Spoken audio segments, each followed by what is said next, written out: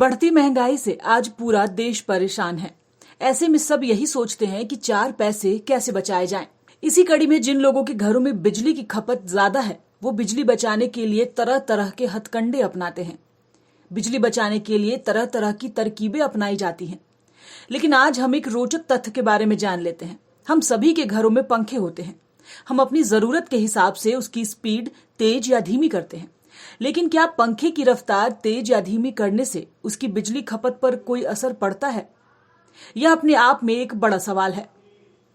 दरअसल कुछ साल पहले तक हमारे घरों में इलेक्ट्रिक रेगुलेटर का इस्तेमाल होता था, लेकिन अब हर जगह इलेक्ट्रिक रेगुलेटर का इस्तेमाल किया जाता है। दरअसल पहले हमारे घरों में इलेक्ट्रिकल रेगुलेटर का इस्तेमाल किया जाता था। पहले जो इलेक्ट्रिक रेगुलेटर इस्तेमाल किए जाते थे वो सस्ते होते थे। ऐसे रेगुलेटर एक प्रतिरोधक के तौर पर काम करते थे। ये रेगुलेटर पंखे को सप्लाई किए जाने वाले वोल्टेज को घटाकर उसकी स्पीड कम कर देते थे। इस तरह पंखे में तो बिजली की खपत कम होती थी, लेकिन रेगुलेटर जो एक प्रतिरोधक के तौर पर काम करता था उसमें उतनी ही बिजली जाती थी। इस तरह पुराने रेगुलेटर के साथ पंखे की स्पीड कम करने से बिजली की बचत पर कोई असर नहीं पड़ता था। दूसरी तरफ इन दिनों इस्तेमाल होने वाले इलेक्ट्रॉनिक रेगुलेटर के बारे में अगर बात करें तो इलेक्ट्रॉनिक रेगुलेटर का रिजल्ट काफी अच्छा है।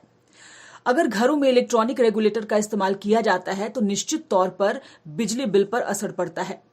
इन इलेक्ट्रॉनिक रेगुलेटर के जरिए आप अपने पंखे की टॉप स्पीड और उसकी निम्न स्पीड के बीच 30 से 40% तक बिजली की बचत कर सकते हैं।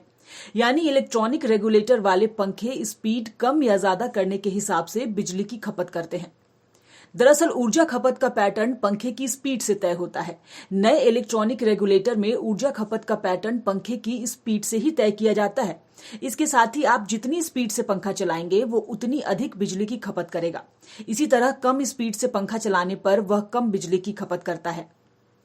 इसलिए जिन घरों में आज भी पुराने इलेक्ट्रिकल रेगुलेटर का इस्तेमाल किया जाता है उन्हें तुरंत इलेक्ट्रॉनिक रेगुलेटर से बदल देना चाहिए, क्योंकि पुराने इलेक्ट्रिकल रेगुलेटर में जो रेसिस्टर यानी प्रतिरोधक लगे होते थे वे बिजली की बर्बादी करते थे। Bureau report, news wing. Dhanbad के बाद अब गिरिडीह के बरगंडा में खुल गया है आविष्कार डायग्नोस्टिक। यहाँ digital mammography, CT scan, ultrasound, x ray DR, uroflowmetry, pathology, ECG, TMT, EEG, PFT, NCV आदि की जांच की सुविधा उपलब्ध है। यहाँ योग्य एवं अनुभवी टेक्नीशियंस के द्वारा सभी प्रकार की जांच की जाती है। आपातकालीन सेवा सीटी स्कैन 64 स्लाइस की सुविधा रात में भी उपलब्ध है।